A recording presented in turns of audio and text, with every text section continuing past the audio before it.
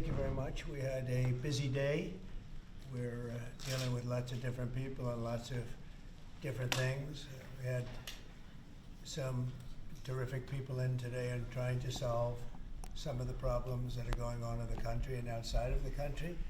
We're doing very well with respect to other countries really behaving on taking the criminals that they sent into our country, and we're getting them out. These are some of the worst people on earth, and they're getting out and they're being accepted back in their countries, as you've heard, without exception.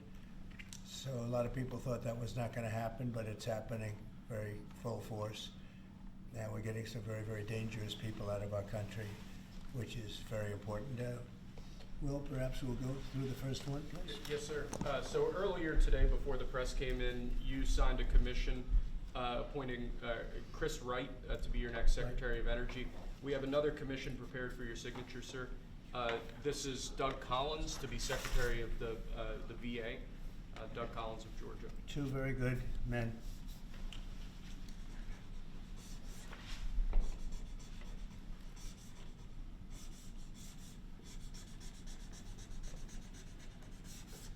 Okay. Thank you, sir. Next up, in light of numerous actions taken by a number of bodies of the United Nations which exhibit a deep anti-American bias, we have an executive order prepared for your attention that would withdraw the United States from the UN Human Rights Council, would withdraw the United States from the UNRWA, which is a refugee organization, and would also review American involvement in UNESCO, which has also exhibited anti-American bias.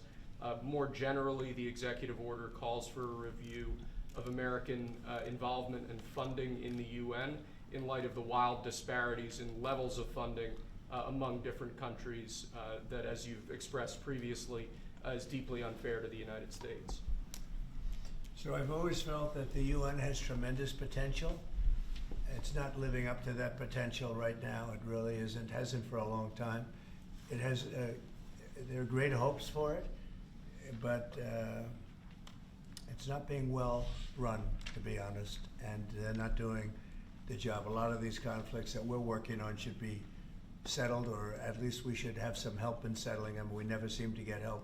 That should be the primary purpose of the UN, the United Nations. And again, it's got great potential, and based on the potential, we'll continue to go along with it, but they got to get their act together.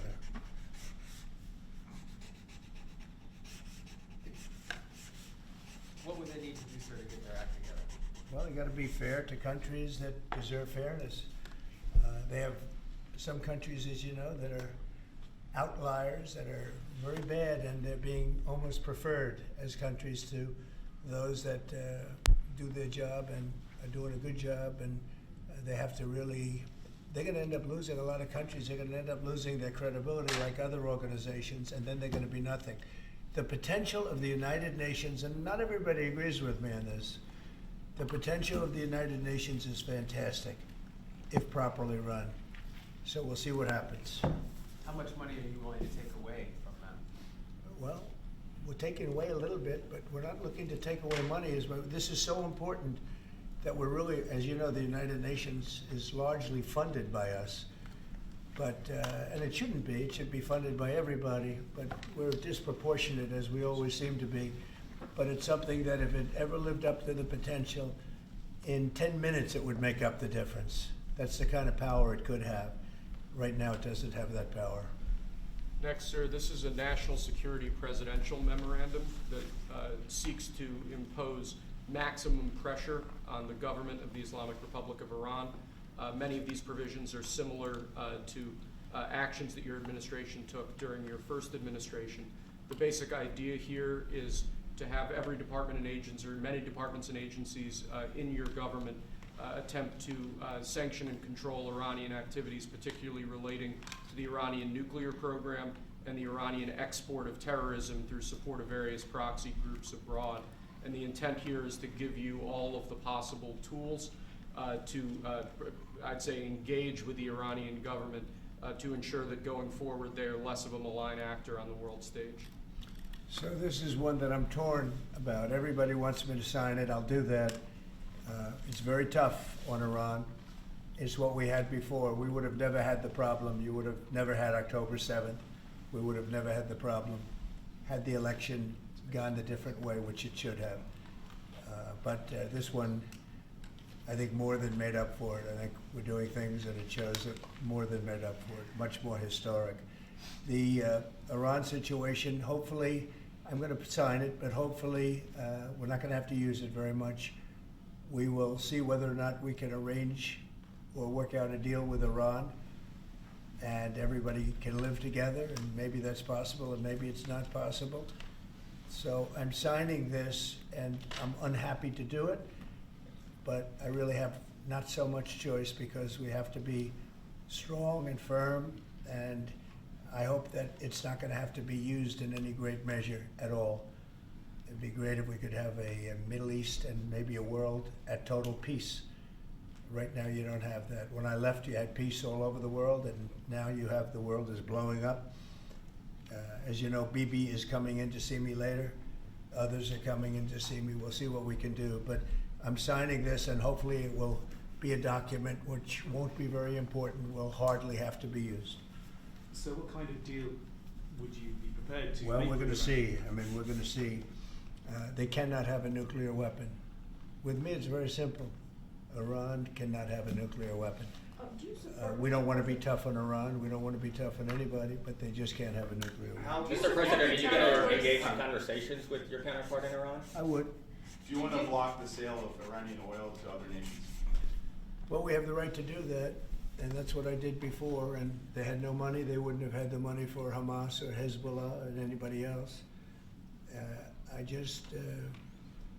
could have been solved. This thing, if things went the way they should have, this would have been over long ago, but it's not over. How And, close do you think Iran is to developing a nuclear weapon? I think they're close. I think they're close. They're too close. But again, you could go back 4 years, I would have said they would have had it during this intervening period.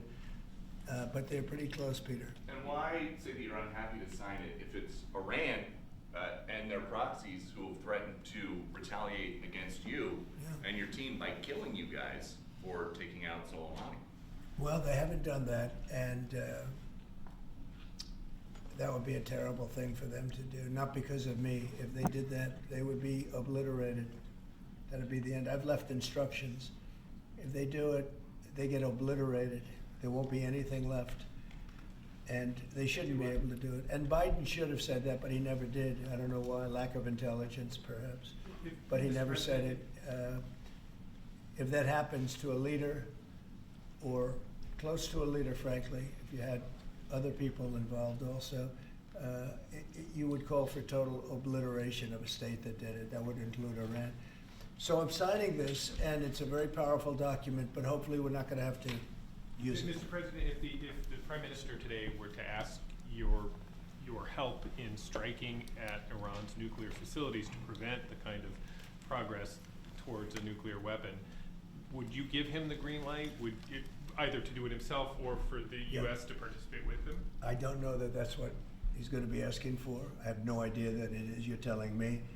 We're going to have a pretty long meeting. We're going to be discussing a lot of things, not only that, but a lot of things. And I'll let you know if the time comes to let you know, but right now that's not something that I can discuss. Mr. President, when you said if they do it, they get obliterated. Just to be clear, you're talking about if Iran made an attempt on your life. Yeah. That would be called total obliteration. And I can't imagine they do that. It should have been stated by Biden, but he didn't state it because he had no clue, as you know, as Mr. everybody President, knows. what is your vision actually for relationship Do you have with anything Iran? else? No, that's all we got. My vision for For a what? relationship with Iran, and what do you? what I'd do you love to think have a Israel good would- relationship with everybody. They can't have a nuclear weapon. That was the only thing that was very important. They can't have a nuclear weapon. Beyond that, it would be very tough if they insist on doing that. They have some of their leadership, I can tell you right now, and maybe you know it, maybe you don't, But there are many people at the top ranks of Iran that do not want to have a nuclear weapon just for that very reason. Mr. President, what's your reaction to China's retaliatory tariffs? It's fine, it's fine. We're gonna do very well against China and against everybody else. Right now, they've taken advantage of the Biden administration like I've never seen. I've never seen. The deficit with China is about $1 trillion. Think of it, $1 trillion. They're using our money to build their military. And Biden let that happen. You know, we're taking a lot of fires here. We came back. This is like a different place. The good news is we're doing very well. We're doing well with countries that nobody expected we'd do well with. We are respected again as a nation. Maybe at a level that people haven't seen for many, many decades. But when I left, we didn't have any wars. I defeated ISIS, 100% of the ISIS caliphate, and now the world seems to be ready to blow up, but we'll see if we can stop it. Mr. Have you President, reached out to when the you speak to Iranians President about Xi- any kind of Say deal? it. Have you reached out to the Iranians about any kind of deal to start those I would discussions? reach out. I mean, I have nothing. I see. I'm one that doesn't care whether I reach out or they reach out. A lot of people say, "Let them reach out, sir." And that, to me, it doesn't matter. It's But just that hasn't it's started just yet? talk. But I want to see everybody do well. I want to see great countries, and I want to see peace in the Middle East and elsewhere. We're also working very hard with respect to Russia, Ukraine. That's a bloodbath. It's a total bloodbath. What's going on there is incredible. What's going on with the soldiers, young soldiers being killed by the thousands. I mean, literally by the thousands.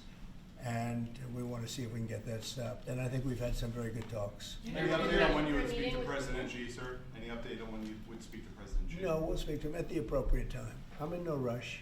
Do you- At the Do appropriate. you think that conversation can lend itself to the type of freeze that it meant for the tariffs for Canada and Well, Mexico? we'll see what happens. I mean, well, there's a short-term freeze with Mexico, as you know, and with Canada.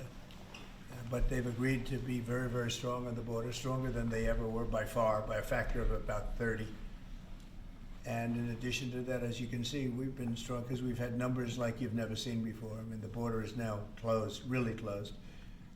And with that being said, we're letting good people come through, and we want good people to come into our country.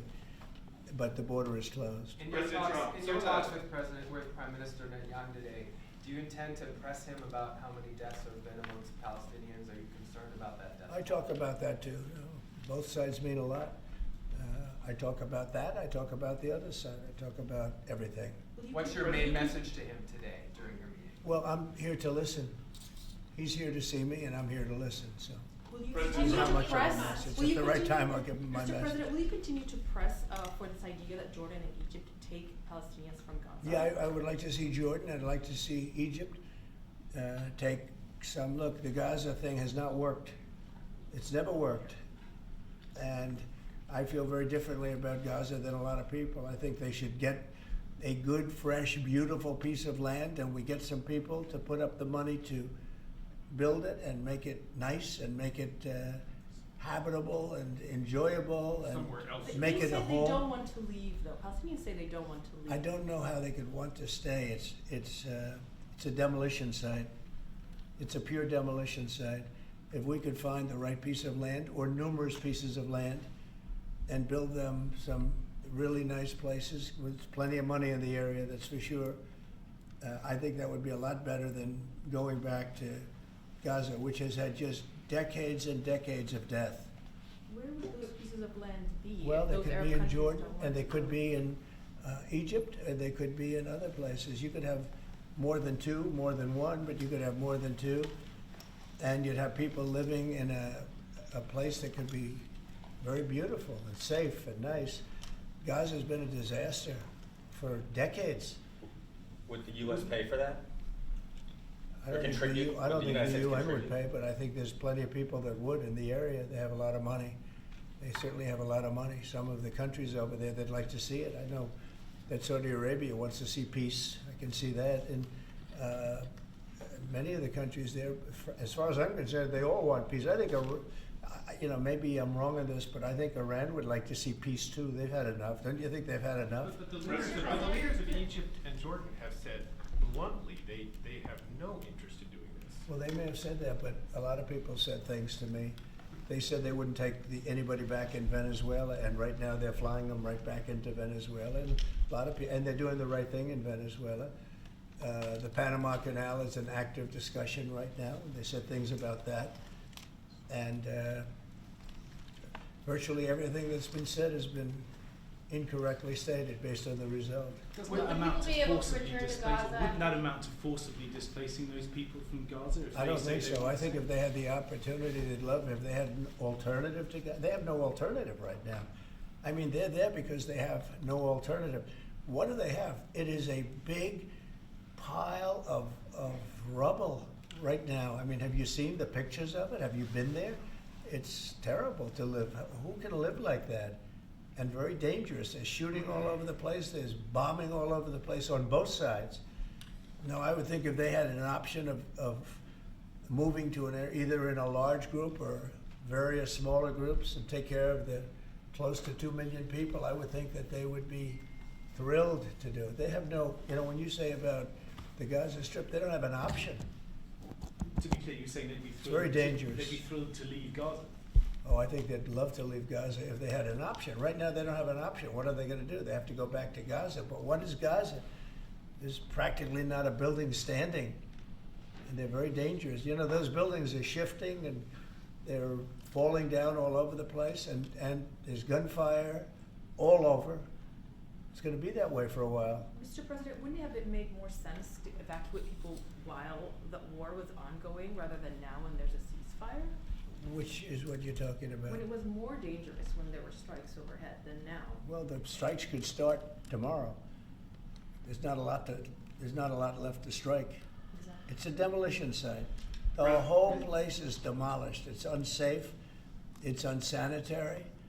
It's not a place where people want to live. Would people be able to return? Nobody's got. They have no alternative but to go back. If we gave them an alternative of living in a beautiful open place with some, nice quarters there, nice housing of sorts, and we have the money in the Middle East to build that. Do you support Israelis actually moving back and creating setup buildings? Not necessarily, no. I just support cleaning it up and doing something with it, but it's failed for many decades. And somebody will be sitting here in 10 years or 20 years from now, and they'll be going through the same stuff, the wars. And they've had civilizations on Gaza, many civilizations on Gaza, and they're buried in the sand. Secretary It Rubio. doesn't seem to work. Secretary- On Elon Musk, Yeah. thank you, Star. On Elon Musk, how often are you talking to him? And have there been ideas that he's brought to you that you've said, oh no, wait a minute, this is going a little too far? Well, many ideas, but look, he's done a great job. Look at all the fraud that he's found in this U.S. AID. It's a disaster what the people, radical left lunatics, they have things that nobody would have even believed. The whole thing with $100 million spent on you-know-what, with money going to all sorts of groups that shouldn't deserve to get any money, with the money, I'd like to see what the kickbacks are. How much money has been kicked back? Who would spend that kind of money to some of the things that you read about and I read about and I see every night on the news and every morning when I read the papers? Who would spend money for that? I would say this, the people that got all that money, are they kicking it back to the people that gave it from government? No, that's, to me, very, very corrupt. The real question is, how much of a kickback has there been? And one of the things I want to investigate rapidly, because I've never seen anything to this extent, the train that's being built between Los Angeles and San Francisco is the worst managed project I think I've ever seen, and I've seen some of the worst. Billions and billions, hundreds of billions of dollars over budget. In fact, I read where you could take every single person that was going to go on the train and get the finest limousine service in the world and take them back and forth with limousines, and you'd have hundreds of billions of dollars left over. It is the worst thing, and we're going to start an investigation in that because it's not possible. I built for a living, and I built on time, on budget. It's impossible that something could cost that much. And now it's not even going to San Francisco, and it's not going to Los Angeles. They made it much shorter. So now it's at little places way away from San Francisco and way away from Los Angeles. No, we're gonna start a big investigation on that because I've never seen anything like it. Nobody has ever seen anything like it. The worst overruns that there have ever been in the history of our country. And it wasn't even necessary. I would have said, you don't buy it. You take an airplane. It costs you $2. It costs you nothing. You take an airplane. But this got started, and if you have to, you drive. You can drive. Are there other agencies? They have hundreds of billions of dollars of cost overruns, and it's not even the same project. It's much shorter. It's way outside of San Francisco and way outside of Los Angeles. So we're going to be looking into Who's this. gonna investigate that? Is that DOGE is gonna investigate the train? No, I'm doing that myself. No. Some of these Doge engineers that Elon Musk has helping him are as young as 19 years That's old. good. They're very smart, though, Peter. They're like you. They're very smart people. Thank you. Have you met any of these guys? No, I haven't seen them. They work actually out of the White House. They're smart people. Unlike what they do in the control towers, where we need smart people, we should use some of them in the control towers where we were putting people that were actually intellectually deficient. That was one of the qualifications, is you could be intellectually deficient. No, we need smart people. Some are young and some are not young. Some are not young at all. But they found great things. Look at the list of things. Maybe I'll do it tomorrow. I'll read off a list of 15 or 20 things that they found inside of the USAID. It has to be corrupt.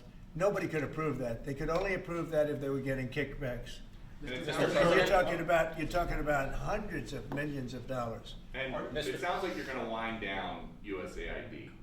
It sounds like it. I mean, I think so. Yeah. So when that happens, which part of the government? Well, will I be could see responsible Marco for paying? Rubio being in charge, State Department, because they're giving money to, I mean, some of the money is well spent, I guess, but much of it is really fraudulent. And on the education department, why nominate Linda McMahon to be the education department secretary if you're going to get rid of the education department? Because I told Linda, I hope you do a great job and put yourself out of a job. I want her to put herself out of a job, education department. So we're ranked number 40 out of 40 schools, right? We're ranked number 1 in cost per pupil. So we spend more per pupil than any other country in the world. And we're ranked at the bottom of the list. We're ranked very badly. And what I want to do is let the states run schools. I believe strongly in school choice. But in addition to that, I want the states to run schools. And I want Linda to put herself out of a job. Do So you do you wanna think that's eliminate something, the- do you you think wanna that's something eliminate you the can do Department with an executive order, or are you gonna I'd ask, like to be are you able gonna to ask do it. Congress Yeah, to do I'd it? like to be able to. Look, if I could give the schools back to Iowa and Idaho and Indiana and all these places that run properly, there's many of them. I think, so if you look at the list, Denmark, Sweden, Norway, believe it or not, China's doing very well on that list, a list of well-educated, where they run their school system well. You have a lot of countries, not surprising names. I think that if you moved our schools into some of these states that are really well-run states, they would be as good as Denmark and Norway and Sweden and some of the other states. And then you'd have the laggards, and you know who they are, I don't have to go to it, but you'd have the laggards, the same laggards that are laggards with everything else, including crime. But even them, you'll break it into systems. As an example, if you went to New York, you go to Westchester County, you go to Dutchess County, you go to Suffolk and Long Island and Nassau and Long Island, you have maybe 6 or 7 locations, and you have New York City, which would include the 5 boroughs. And I think even that would run much better than it does right now. Same thing with Los Angeles or California. You'd have Riverside, you'd break it up into 6 or 7, but most of them would be states, and you'd have one. Like in Iowa, you give it to the state of Iowa, you give it to the state of Indiana, you give it. These are really well-run states. They don't have debt, they don't have problems, they don't have any crimes, relatively speaking, to speak of. And you would have education that would be the equivalent of Norway and Denmark and various other places that are at the top of the list. So we're at the bottom of the list, and we're the most expensive. We're at the top of the list when it comes to cost per pupil. We spend more money per pupil than any other nation in the world, and yet we're rated number 40. The last ratings came out, you saw them. So they talk about 40 countries, we're rated number 40.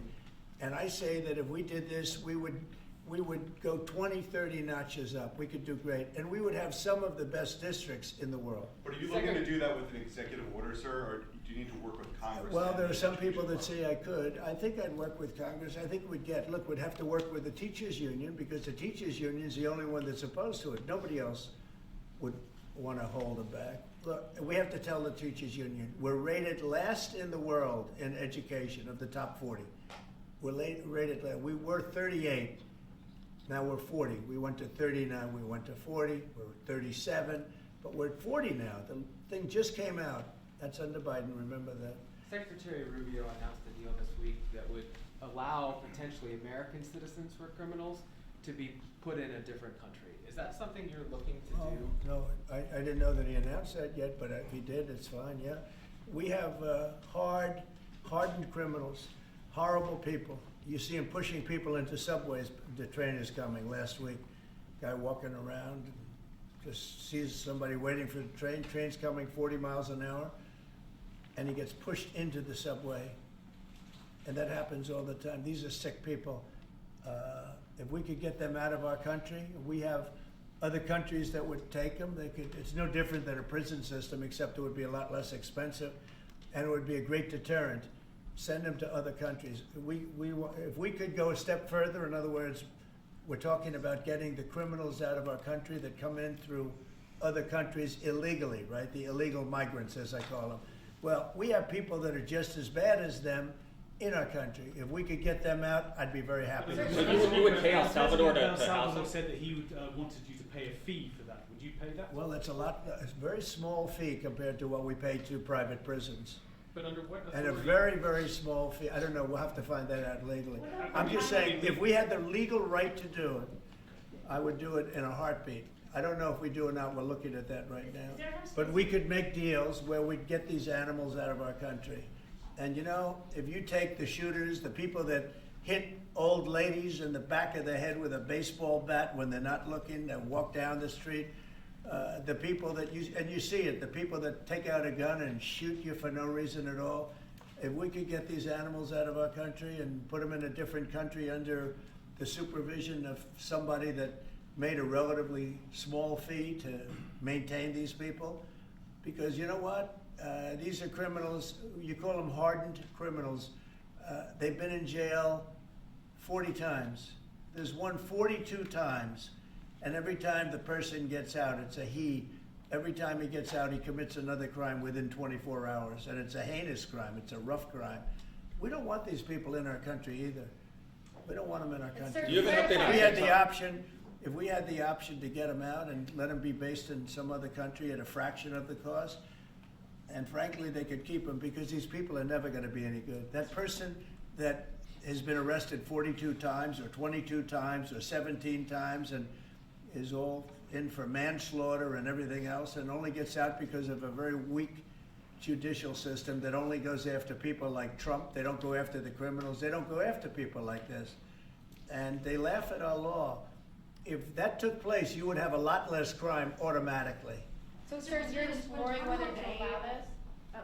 On Guantanamo Bay, is there Yeah. enough space there to accommodate? There's a lot of people? space to accommodate a lot of people, yeah, so we're gonna use it. Can you talk a little bit We more have it, about it's why? already up, we have it for nothing. But we can do less expensive and even more secure. We've had other countries come to us saying, we would love to do that, we would love to take your criminals and we'll maintain that, we'll be their jail. And I'm only talking for the most severe cases. Like, I watched that guy on tape pushing the man into the subway last week. That man that did that is a real bad guy. Many, many arrests. And do you think you're going to convince him someday to be good and a wonderful, wonderful citizen for our country? It's never going to happen. I want to get those people out. I'd love to get them out along with the illegal migrants. The migrants are rough, but we have some bad ones too. I'd like to get them out. It would be all subject to the laws of our land, and we're looking at that to see if we can do it. What Mr. other President? countries have offered to take American citizens? Say it? What other countries have offered to take these American citizens? Numerous, for- many. Could you And list Marco them? brought it up today. I'm glad he did, because a lot of people are thinking it. when I watch some of the crimes being committed in New York City and Chicago, look at Chicago, the volume of crime that they have and the viciousness of the crime. These people are horrible people. And if somebody thinks they're going to be wonderful citizens someday, they're wrong. It's not going to happen. It's not going to happen. They're bad. These are hard, tough criminals. In many cases, they're crazy. They're absolutely crazy. But they're very dangerous. If I could get them out of the country and be in some other country where they're glad to have them because they make a small fee compared to what we'd pay to a private prison or to, put them in one of our prisons that cost even more money, I think it would be great. I'd love to get them the hell out of our country. Thank you very much, everybody. All right, guys. Thank you, guys. Let's go. President Trump, Guys, let's go. Who's gonna win the Super Bowl? Thank you. I don't want to say, but there's a certain quarterback that seems to be a pretty good winner. And just last one, because you mentioned it many times. What do you think about Joe Biden signing on with a talent agency? You got to be kidding. He signed on with a talent agency? He does. He's got some entertainment agents now. I think he's got bigger problems than that. I really do. I think he's got much bigger problems than that, but I wish him well. We inherited a mess. This place is a mess, but it's quickly being solved, the problem. We're going to make America great again. Thank you very much. All right, guys, let's go. Thanks, guys. Thank you.